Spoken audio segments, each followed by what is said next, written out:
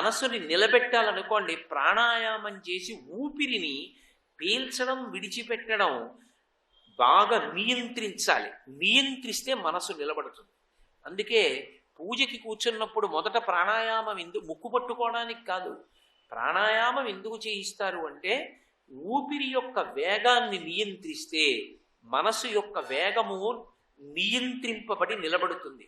నిలబడితే అది భగవంతుడికి ఉపచారం చేస్తుంది. దాన్ని ఈశ్వరుడు పుచ్చుకుంటాడు. మనసు లేని ఉపచారాన్ని పరమేశ్వరుడు పుచ్చుకోడు. అది అందుకని ఊపిరి ఎందుకు కదులుతుంది. ఆఖరి ఊపిరి తీసినదైనా కావచ్చు, విడిచిపెట్టినదైనా కావచ్చు. తీసి విడిచిపెట్టకపోవచ్చు, విడిచిపెట్టి తీయకపోవచ్చు, రెండిటిలో ఏదైనా కావచ్చు మృత్యువు. ఆ ఆఖరి ఊపిరి యందు ఆఖరి కదలికలో మనసు వాసనా బలాన్ని పట్టుకుంటుంది. వాసన అన్న మాటకు ముందు రుచి అన్న మాట ఉంటుంది. ఇది మిగిలిన వాటికి ఉండదు, ఒక్క మనుష్యునికి. రుచి వాసన ఈ రెండు మనిషిని వేధిస్తాయి. రుచి అంటే దానికి ఊహాజనితమైన మాట ఒకటి చెప్పారనుకోండి, దానికి తెలియదు. ఆ సుఖం అలా ఉంటుంది అంటే దానికి ఏం తెలియదు. నేను నా జీవితంలో ఎప్పుడు ఉయ్యాల ఎక్కలేదనుకోండి, ఉయ్యాల అని కడతారు. ఓ కొమ్మకి 2 తాళ్ళు వేస్తారు, కింద పలక పెడతారు. ఆ పలక మీద కూర్చుంటే వెనక నుంచి ఎవరైనా ఊపితే అలా ఊగుతుంటే కాళ్ళు తగలకుండా భూమికి ఎంత బాగుంటుందో అన్నారనుకోండి. ఏమిటో అలా కూర్చోని తాళ్ళు కట్టుకుని ఊగితే బాగుండడం ఏమిటి అంటుంది, దానికి తెలియదు. రుచి ఒకసారి ఉయ్యాల ఎక్కించారనుకోండి, వాసన లోపల పట్టుకుంటుంది. సూపర్ ఇంపోజిషన్ అంటారు ఇంగ్లీష్లో. పూర్వం ఉండేవి టేప్ రికార్డర్ క్యాసెట్స్. ఏదో నాకు కావలసిన ఓ పాట చేయించుకొని దాని మీద మళ్ళీ ఇంకో పాట చేయిస్తే ఈ పాట చెరిగిపోయి ఆ పాట ముద్రణ పొందుతుంది. అది అలా మనసు ఏం చేస్తుందంటే పట్టుకుంటుంది. దానికి బాగా నచ్చింది అనుకోండి, ఉయ్యాల ఊగడం దానికి నచ్చింది అనుకోండి, అది వాసన అవుతుంది, లోపల పట్టుకుంటుంది. రుచి ఓసారి ఉయ్యాలు ఎక్కింది, వాసన పట్టుకుంది. ఇప్పుడు ఏం చేస్తుందంటే మన ఇంట్లో కూడా ఉయ్యాల కావాలి. అలాగని మన ఇంట్లో వీధిలో ఉన్న చెట్టుకు ఉయ్యాల వేసామనుకోండి, సాయంకాలం ఆఫీస్ నుంచి వచ్చి సంధ్యావందనం చేసుకుని నేను ఉయ్యాల ఊగాను అనుకోండి, ఇది ఏమైనా బుర్ర ఉందా అనుకోరు. ఏమిటి అస్తమానం రోజు చెట్టు కింద ఉయ్యాల ఊగుతుంటాడు, ఏమిటి తాడు కట్టుకుని అనుకుంటారు. ఎవరికీ కనపడకూడదు, కానీ నేను ఉయ్యాల ఊగాలి. పోను అక్కడితో పోతుందా, మా ఆవిడతో కలిసి ఊగాలి. ఇప్పుడు ఎలా లోపల దాని గురించి అన్వేషణ మొదలవుతుంది బుద్ధి స్థానంలో, ఎలా చెయ్యాలి. కాబట్టి ఇంట్లో ఉన్నటువంటి ఒక పెద్ద దూలానికి 2 తాళ్ళు వేసి ఇనప గొలుసులు ఓ కొయ్య బల్ల బిగించుకుంటాడు. ఇప్పుడు అది ఎక్కి కూర్చుని ఉయ్యాల ఊగుతూ ఏదో చేతులు ఇలా పట్టుకుని నొక్కితే బోల్డ్ అన్ని కనపడే సాధన ఒకటి వచ్చేసింది కదా, అది పెట్టుకుని చక్కగా అలా ఊగుతూ ఉంటాడు. ఇప్పుడు ఈ ఊగడం దానిలో ఉన్న హాయిని పట్టుకుంటుంది, పట్టుకుని లోపల నమోదు చేస్తుంది. దాన్ని వాసన అంటారు. ఈ వాసనలలో దానికి బాగా ఇష్టమైనదేదో దాన్ని ఆఖరిసారి ఊపిరి తీసినప్పుడు ఆఖరి కదలికలో మనసు పట్టుకుంటుంది, పట్టుకుని వెళ్ళిపోతుంది. ఏది పట్టుకుని వెళ్ళిపోయిందో దానికి అనుగుణమైన పునర్జన్మ ఇస్తాడు. పరమేశ్వరుడు తానేం జోక్యం చేసుకోడు. ఆఖరణ నీ మనసుతో ఏది స్మరించావు ఆయన పట్టగలడు. ఎందుకో తెలుసా, ఆయన చిత్రగుప్తుడు. చిత్రంగా ఇక్కడ కూర్చొని గుప్తంగా రాస్తాడు. నీవు ఏ కోరికతో వెళ్ళిపోయావో ఆఖరణ మనసు దేన్ని పట్టుకుందో దాన్ని ఆయన పట్టుకుంటాడు. ఏమిరా నీకు మనుష్య శరీరం ఇచ్చాను, నువ్వు దేన్ని పట్టుకున్నావు ఆఖరణ? పొలాలు పట్టుకున్నావు. నా పొలం ఏమైపోతుందో, నా పొలం ఏమైపోతుందో, నా పొలం ఏమైపోతుందో అని పట్టుకున్నావు. కాబట్టి విషక్రిమివి కా. పొలంలో తిరగాలంటే నా పొలం ఏమైపోతుందో అంటే ఎవడైనా వస్తే వాడిని కరవాలి, వాడికి అనుకూలమైన వాడంటే ఊరుకోవాలి. అందుకని ఓ పాము చేసి ఓ పుట్టలో ఉంచుతాడు.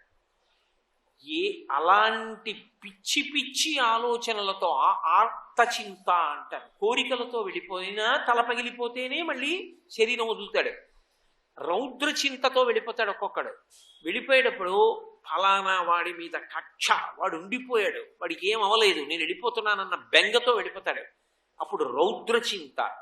వాణ్ణేదో చెయ్యాలనుకున్నాడు కాబట్టి విషక్రిమిగానే వస్తాడు. తేలో జెర్రు పాము మండ్రకప్పో ఏదో అయ్యి వస్తాడు. ఆ పిచ్చి ఎప్పుడు విరుగుతుందంటే మరుడు జన్మలో తల బదలు కొడతారు. ఓ పాము కనపడింది అనుకోండి, తలవైపు కొట్టేస్తారు. కొట్టినప్పుడు తల పగిలిపోతుంది. ఆ తల పగిలిపోయినప్పుడు కర్రలతో కొట్టి చంపేసినప్పుడు ఈ వెనక ఉన్న చింత పోతుంది. కానీ మనుష్య శరీరం ఇవ్వరు. చేసుకున్నటువంటి పాపాలు అనుభవించడానికి కొన్ని కోట్ల జన్మలు మళ్ళీ కిందకు పంపించేస్తాడు. తిరియక్కులుగా కానీ, స్థావరంగా కానీ, జంగమంగా కానీ వెళ్ళిపోతాడు. స్థావరము అంటే ఇక కదలలేకుండానే ఉంటాడు. ఓ చెట్టు ఉందనుకోండి, అదేమి ఓ మేక వచ్చేస్తోంది తినేస్తోంది అని తెలిసినా అదేం పక్కకి వెళ్ళలేదు, అలాగే ఉండాలంటే భూమిలో. దాన్ని స్థావరములు అంటారు. జంగమములు అంటే కదులుతాయి. ఏదో మేక, గొర్రె, కుక్క, పిల్లి, నంది, పిల్లి ఇలాంటివన్నీ కూడా జంగమములు. స్థావర జంగమాల రెండిటిలో కర్మ చేసే అధికారం లేని ప్రాణిగా వెళ్ళిపోతాడు. అంటే శాస్త్రము గురువు ఈ రెండిటితో సంబంధం ఉండదు. ఇంకా శాస్త్రం చదవడం వినడం సాధ్యం కాదు, కర్మ చెయ్యడం సాధ్యం కాదు. ఈ రెండూ లేకుండా ఇంకేముంటుంది? షడూర్ములను ఉంటాయి, 6 ఊర్ములు, అవి అనుభవిస్తూ ఉంటాయి. ఏమిటవి అంటే జననము మరణము, ఆకలి దప్పిక, సుఖము దుఃఖము, లేదా జర మరణము. ఈ 6టిని కలిపి షడూర్ములు అంటారు. జననము, పుడుతుందో కుక్క, అది పుట్టింది. మరణము, ఏదో ఒకనాడు చచ్చిపోతుంది. దానికి ఆకలి వేస్తూ ఉంటుంది, వేసినప్పుడల్లా ఏదో ఒకటి వెతుక్కుంటుంది, తింటుంది. అది ఎలా తింటున్నాను అన్నదాంతో దానికి ఏం సంబంధం ఉండదు. అందుకే దానికి పాపము పుణ్యము రెండు ఉండవు. అది ఎంత దారుణంగా ప్రవర్తిస్తుందంటే, ఏదో ఒక కుక్క ఒక ఉత్తముడైనటువంటి బ్రాహ్మణుణ్ణి కరిచేయడం వల్ల ఆయన చచ్చిపోయాడు అనుకోండి. ఇప్పుడు కుక్కకి బ్రహ్మహత్యా దోషం వచ్చిందా అంటే రాదు, ఎందుకంటే అసలు దానికి కర్మాధికారం లేదు. మరి బ్రహ్మహత్యా దోషం దానికి వేస్తే ఆ కుక్కకి పుణ్యం చేసే అవకాశం కూడా ఇవ్వాలి. రెండూ లేవు దానికి. మరి అది ఏం చేస్తూ ఉంటుంది? ఇంతే ఈ షడూర్ములు అనుభవిస్తూ ఉంటుంది. ఆకలి దప్పిక, జననము మరణము, శోకము మోహము, ఏడుస్తూ ఉంటుంది. ఎవడో కర్రెట్టి కొడతాడు, చిచ్చి చిచ్చి ఇంకెప్పుడు తిరగకూడదు అనుకుంటే దూరంగా పోతుంది, పడుకుంటుంది. ఎంతసేపు? కుక్క బుద్ధి అంటారు కదా, 5 నిమిషాలు. మోహము ఏదో ఇంకా మనకన్నా చాలా నయమని చెప్పాలి. నేను అలా అన్నాను కఠినంగాని మీరు మరోలా అనుకోకూడదు. మీలాంటి పవిత్రమైన వ్యక్తులను ఉద్దేశించి కాదు, నాబోటి వాడిని ఉద్దేశించి నేను చెప్పింది. ఎందుచేత అంటే దానికి కామము కాలమునందు ఒక ఋతువునందు మాత్రమే ఉంటుంది. ఋతువుతో సంబంధం లేకుండా 365 రోజుల కామం ఉండదు. మనుష్యుడు అలా కాదు, 365 రోజులు కాలిపోతూనే ఉంటాడు కామంతో. కాబట్టి దానికి శోకము మోహము ఈ 6టిలోనే తిరుగుతుంది. మనుష్య ప్రాణి అలా కాదు. ఇప్పుడు మనుష్య ప్రాణిగా మళ్ళీ పునర్జన్మ పొందాడు అనుకోండి, పుణ్యం చాలా చేసి, అప్పుడు వాసనా బలాన్ని తీసుకెడతాడు. వాసనాబలం అంటే ఒక్కొక్కడికి చూడండి. అందుకే అన్నప్రాశన చేసేటప్పుడు ఏం చేస్తారంటే, వీడికి అన్నం పెడుతున్నాం, వీడు అన్నం తిని బలం పొందుతాడు. ఇప్పుడు ఈ బలం పొందినటువంటి శరీరంతో వీడు ఏం చేయబోతున్నాడు? అసలు వీడి వాసనా బలం ఏమిటి? వీడు ఏం చేస్తాడు రాబోయే రోజుల్లో అన్నది గమనించడానికి ఓ భగవద్గీత పెడతారు, డబ్బులు పెడతారు, బంగారం పెడతారు, ఏదో అక్కడ వెండి సామాను పెడతారు. ఇలా కొన్ని సామాన్లు పెట్టి పిల్లాన్ని దూరంగా విడిచిపెడతారు. వాడు పాకుతూ పాకుతూ వెడుతుంటే తల్లిదండ్రులకి పెద్ద ఆందోళన, వీడేం ముట్టుకుంటాడో అని. వాడు వెళ్ళి వెళ్ళి వెళ్ళి వెళ్ళి బంగారం ముట్టుకున్నాడు అనుకోండి, వాడికి బంగారం మీద విపరీతమైన తాదాత్మ్యత ఉంటుంది. వాడు ఆకర్షింపబడ్డాడు, లోపల వాసనా బలం ఉంది, గత జన్మలో వాసన తెచ్చాడు. కాబట్టి వీడు బంగారం కోసం ఏమైనా చేస్తాడు. కాబట్టి ఇప్పుడు బంగారం ముట్టుకున్నాడంటే వాడికి చిన్నప్పటి నుంచి రామాయణం చెప్పాలి, అది విరుగుతుంది. అప్పుడు ఒక్కొక్కటి విరగడానికి ఒక్కొక్కటి ఉంటుంది. మురికి నీళ్లలో ఇండి బిగింజ అయ్యాలి. వాడు భగవద్గీత పట్టుకున్నాడు అనుకోండి, అమ్మయ్య మా వాడు భగవద్గీత పట్టుకున్నాడని ఇంగ్లీష్ మీడియం స్కూల్లో వేసి వదిలేయకూడదు. వాడిని మంచి గురువుగారి దగ్గరికి తీసుకెళ్ళడం, రోజు ఇంట్లో భగవద్గీత వినిపించడం చెయ్యాలి. అది వృద్ధిలోకి రావడానికి బీజము బద్దలై చెట్టు కావాలి, దానికి అవకాశం ఇవ్వాలి. ఆ వాసనా బలం అన్నది లోపల ఉంటుంది. అందుకే మీరు చూడండి, కొంతమంది చిన్న చిన్న పిల్లలు ఉంటారు, వాళ్ళకి ఎవరూ చెప్పక్కర్లేదు. ఏదో సీతారాం జయ సీతారాం, సీతారాం జయ సీతారాం అన్నారు అనుకోండి, వాడు తప్పట్లు కొడతాడు. వాడికి తప్పట్లు కొట్టు నాన్న భజన చెయ్యి అని మీరేం చెప్పక్కర్లేదు. చెప్పకుండా వాడు ఆ నామని చెప్తే తప్పట్లు కొడతాడు. ఇంకొకడు మీరు అలా నామని చెప్తుంటే తప్పట్లు కొడుతూ చిందులేస్తాడు. ఒక్కొక్కడు చిన్నతనంలో ఒక్కొక్క మూర్తి వంక చూసి అలా తాదాత్మ్యతతో చూస్తూ ఉంటాడు. ఎవడు చిన్నతనం నుంచి అలా చూస్తున్నాడో వాడికి వాసనా బలం కిందటి జన్మలోది తెచ్చాడు వాడు. అందుకే ఇప్పటికీ మీరు చూడండి, చాలా చిన్న వయస్సులో వాడికి రాగాలన్నీ తెలిసిపోయాయి అంటారు. అది ఎక్కడదంటే కిందటి జన్మలో సంగీతంలో ఉన్నటువంటి తాదాత్మ్యత, ఆ వాసన వాడికి ముట్టుకోగానే వస్తుంది. ఒక్కొక్కరికి చూడండి, భాగవతం పద్యాలు ఓసారి వింటే చాలు వచ్చేస్తాయి. ఎక్కడదంటే గత జన్మలో ఆయన భాగవతం అలా చదివాడు, అన్ని పద్యాలు ధారణ చేశాడు. ఆయనకి పోతన గారన్నా భాగవతం అన్నా అంత ప్రీతి. ఏ వాసన మనసు ఆకర్ణ పట్టుకుందో ఆ వాసనకి అనుగుణమైన పునర్జన్మనిస్తాడు. ఒక్కొక్కడు వెళ్ళిపోతున్నప్పుడు ఆఖరి ఊపిరిలో అబ్బా ఏమి రామాయణం రా, ఏమి రామచంద్ర ప్రభురా, ఏమి సీతమ్మ తల్లిరా అని ఆలోచిస్తూ వెళ్ళిపోయాడు అనుకోండి, ఈశ్వరుడు వాడు సాధనని ఇంకా కొనసాగించడానికి వీలుగా మహాపండితుడి కడుపున కొడుకుగా పుట్టిస్తాడు. ఎందుకని పుడుతూనే గురువు మహావిద్వాంసుడు దొరికాడు. ఇప్పుడు అతనికి ధర్మమునందు అనురక్తి పెరుగుతుంది. ఆ అనుష్ఠాన బలం చేత జనన మరణ చక్రము నుండి విడుదల పొందుతాడు. ఇది ఎవరి యందు సాధ్యము అంటే ఒక్క మనుష్య జన్మ యందు. ఈ వాసన అన్ని వేళలా మంచివే ఉండవు, ఒక్కొక్క దాంట్లో చెడు వాసన కూడా ఉంటుంది. ఇన్ని మంచి ఉండనివ్వండి, ఒక్క చెడు వాసన ఉందనుకోండి. చెడు వాసన అంటే నా ఉద్దేశం ముక్కుతో పీల్చేది కాదు, గత జన్మల నుంచి తెచ్చుకున్నటువంటి వాసనలలో ఒక్కటి ప్రమాదకరమైన ఆలోచన ఒకటి ఉందనుకోండి. అన్నీ ఆయనకి ప్రీతే, కానీ ఆయనకి ధనమునందు విశేషమైనటువంటి అపేక్ష. ఇప్పుడు ఏమవుతుందో తెలుసా, ఆయన తనని తాను సంస్కరించుకోకపోతే జ్ఞాన కలునిలోని శారదయువులే. మీరక్కడ తాంబూలం పెడితే తప్ప ఆయన ఏం చెప్పడం, మీరు ఎంత ఇస్తారో చెప్తే తప్ప ఆయన సభకి రాడు. ఏమిటి ఉపయోగం? ఇప్పుడు అమ్ముకోవడానికి అదో వస్తువు అయింది.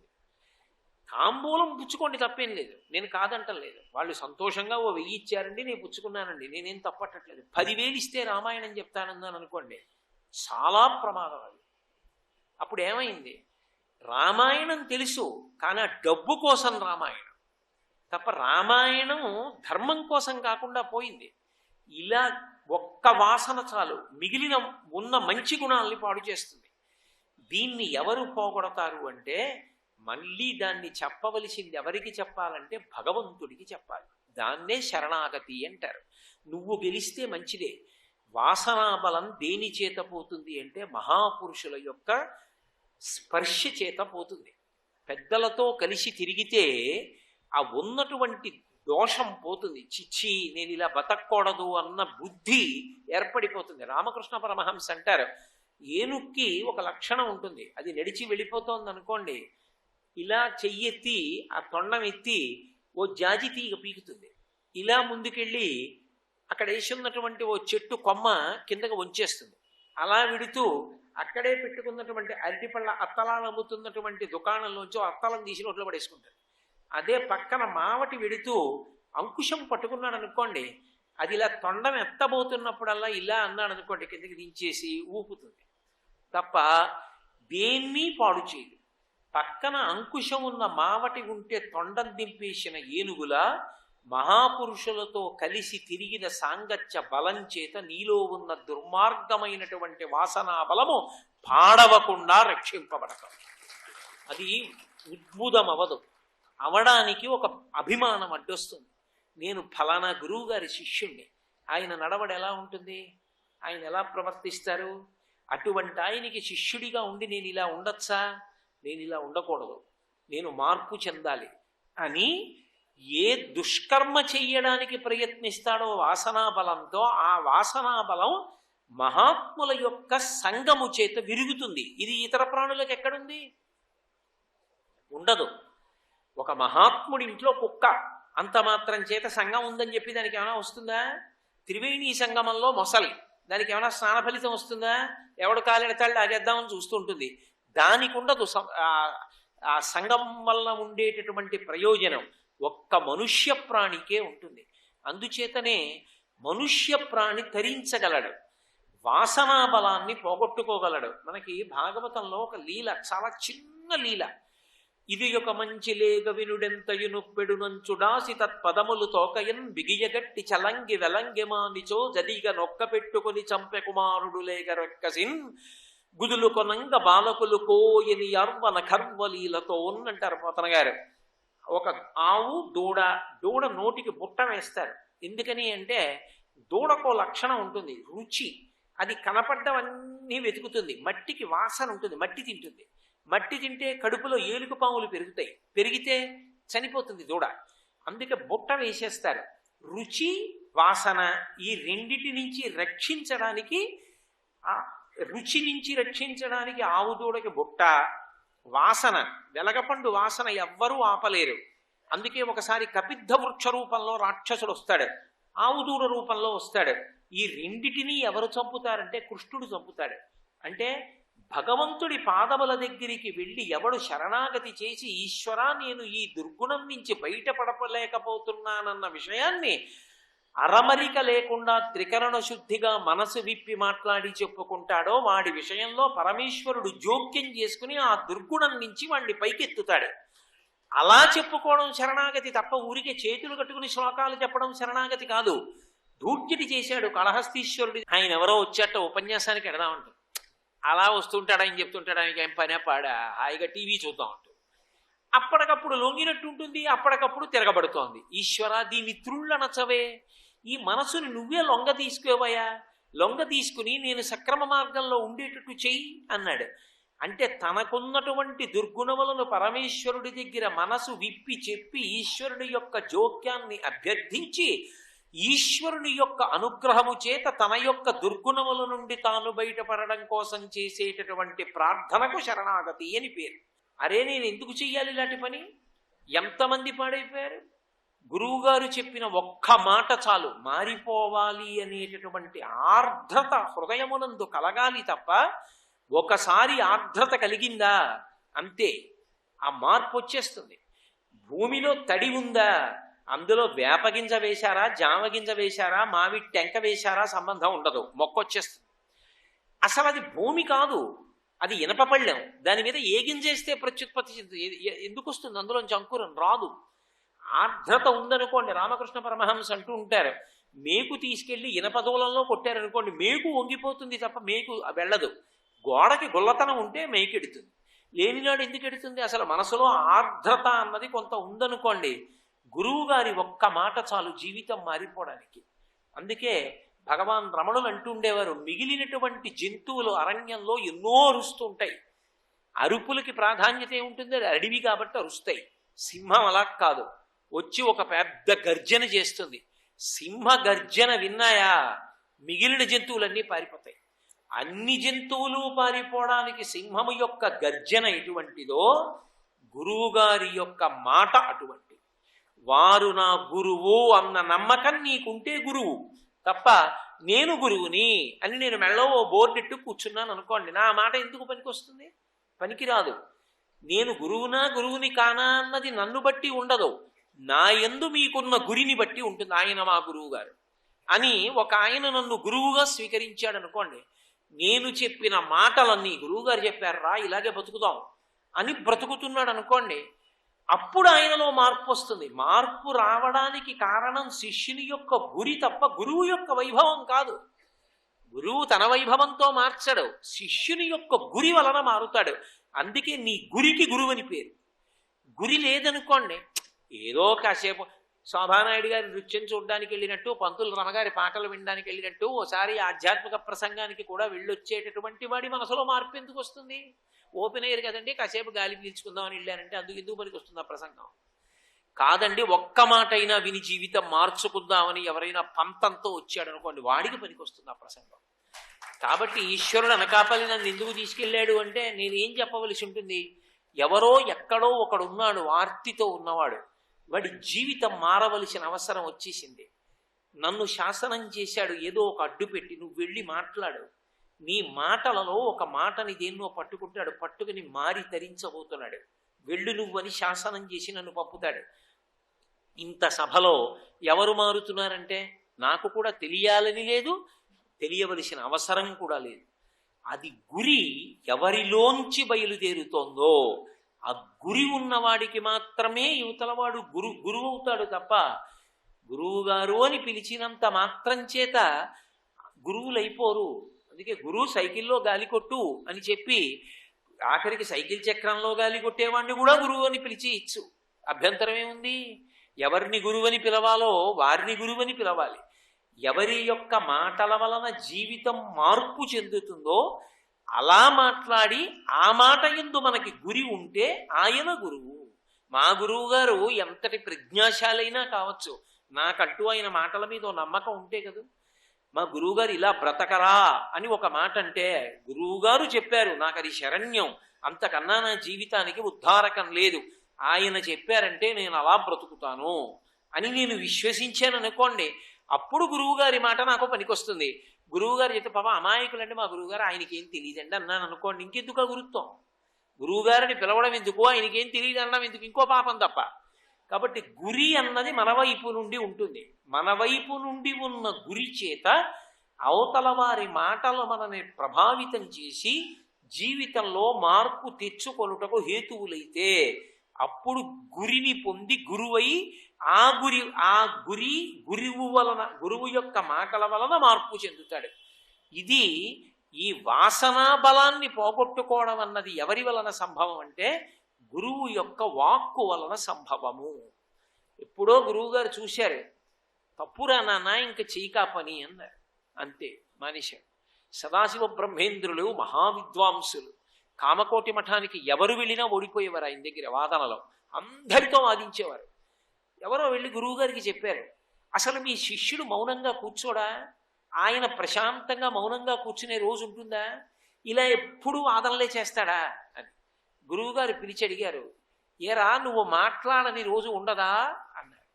గురువుగారు ఈనాటి నుండి శరీరం పడిపోయే వరకు మాట్లాడను, గురువుగారి ఆజ్ఞ. సదాశివ బ్రహ్మేంద్రుడికి మాట్లాడలేదు. అది గురు శిష్య సంబంధం అంటే, అది గురువు మీద శిష్యునికి ఉండేటటువంటి నమ్మకం అంటే. ఆ విశ్వాసం ఉన్నదే అది వాసనా బలాన్ని పోగొట్టేస్తుంది. గత జన్మలలో ఏ వాసనా బలం ఉండనివ్వండి, తప్పురా అని గురువు అన్న ఒక్క మాటకి వదిలిపెట్టేస్తాడంతే. అది సంస్కారములు పొందుట అన్న మాటకి అవకాశం ఎక్కడుంటుంది అంటే ఒక్క మనుష్య జన్మయందు మాత్రమే అది సాధ్యము, ఇతర జన్మల యందు సాధ్యము కాదు. కానీ మనుష్య జన్మకి పొటమరించి ఉండేటటువంటి పెద్ద ప్రమాదం ఒకటి ఉంది. ఏది ఆ ప్రమాదం అంటే శబ్ద స్పర్శ రస రూప గంధములు. ఈ ఐదిటికి లౌల్యముతో కలిపి మనుష్యులకు ఉంటాయి. నేను అన్న మాట మీరు బాగా పట్టుకోవాలి, లౌల్యముతో కలిపి అన్నాను. లౌల్యము అన్న మాటకు అర్థం ఏమిటంటే ఎంత అనుభవించినా తనివి తీరకుండుట, అప్పటికి తృప్తి పొందినట్టుంటుంది. మళ్ళీ కాసేపు ఆగి మళ్ళీ ఇంద్రియములతో దాన్ని అనుభవిస్తుంటుంది మనసు. ఇంద్రియములు అనుభవిస్తాయి, సుఖం యొక్క అనుభూతిని మనసు పుచ్చుకుంటూ ఉంటుంది. ఇది మిగిలిన వాటికి అలా ఉండదు. మిగిలిన ప్రాణులకు ఏదో ఒక ఇంద్రియమునందే లౌల్యం ఉంటుంది, అన్ని ఇంద్రియముల యందు ఉండదు. ఉదాహరణకి శబ్ద లౌల్యము, వినుట. దీనికి లౌల్యం ఎవరికి ఉంటుంది అంటే లేళ్ల యందు ఉంటుంది. లేడీ అని ఒక జంతువు, దానికి లౌల్యం ఉంటుంది. శ్రీ ఉమామహేశ్వర పరబ్రహ్మార్పణమస్తు.